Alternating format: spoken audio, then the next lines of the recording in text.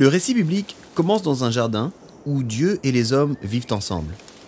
Les auteurs bibliques veulent que nous voyions ce jardin comme une sorte de temple. Au sommet se trouve le lieu le plus sacré, le Saint des Saints, où la présence de Dieu est la plus intense. C'est là qu'on trouve l'arbre de vie. Mais de quoi s'agit-il ? Cet arbre représente la vie et la puissance créatrice de Dieu mise à la disposition des autres. En fait, le premier commandement de Dieu est que les hommes mangent de tous les arbres, y compris celui-ci.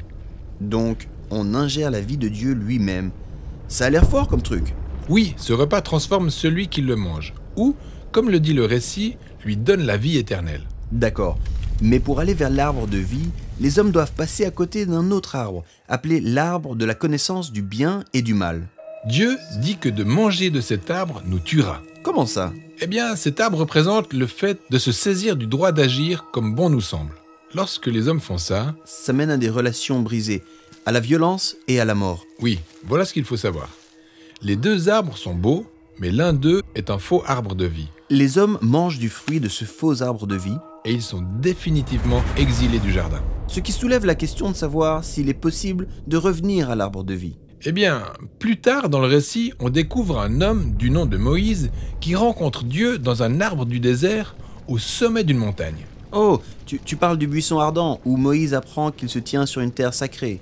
Oui, c'est ça, une plante sur le versant d'une montagne qui irradie la vie et la puissance de Dieu comme l'arbre de vie. Dieu dit à Moïse, « Emmène ton peuple sur cette montagne pour qu'on fasse un partenariat. » Ce partenariat les obligera à faire un choix. Suivre leur propre Dieu ou recevoir la vie du vrai Dieu. Dans ce récit, ils font allégeance à une idole. Et c'est la première d'une longue série. Le récit se poursuit en montrant comment, génération après génération, ils choisissent des dieux faits de leurs propres mains. Ces idoles étaient généralement placées sur des hautes montagnes avec l'apparence de beaux arbres. Mais ce sont des faux arbres de vie qui mènent le peuple à l'autodestruction, à l'exil et à la mort. C'est comme si l'emprise de la mort sur nous était trop forte pour y résister. Y a-t-il un espoir ? Eh bien, passons à présent à l'histoire de Jésus. Il est venu annoncer que la vie éternelle de Dieu est à nouveau accessible à travers lui. Jésus se voit donc lui-même comme l'arbre de vie. Oui, c'est ce qu'il voulait dire en affirmant être la vigne qui apporte la vie de Dieu au monde. Et Jésus invite les hommes à manger de son fruit. Oui, il les invite à lui faire confiance et à se laisser transformer par sa vie.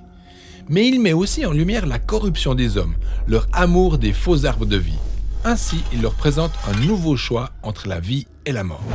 Mais cette fois, ils ne choisissent pas que la mort, mais aussi d'attaquer celui qui donne la vie. Oui, Jésus est conduit au sommet d'une montagne où il meurt sur un arbre.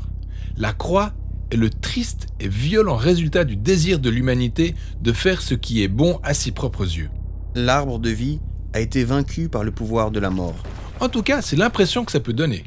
Mais Jésus a dit qu'il était une semence de vie de Dieu qui mourrait dans la terre avant de grandir pour devenir une plante qui porterait beaucoup de fruits. Donc, pour vaincre la mort, Jésus s'est laissé engloutir par elle. Maintenant, ce nouvel arbre de vie se tient devant nous tous. Nous pouvons en manger, mais cela implique de passer par la mort, comme Jésus, en mettant à mort notre ancienne nature humaine.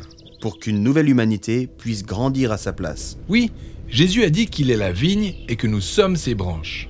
Non seulement nous mangerons de cet arbre, mais nous sommes invités à en faire partie, à l'aider à produire du fruit, afin que sa vie et son amour puissent s'étendre à d'autres à travers nous. Ainsi, le récit biblique se termine dans un nouveau jardin. Qui est aussi une sorte de temple, avec l'arbre de vie au milieu, qui guérit et donne la vie éternelle à tous ceux qui choisissent d'en manger.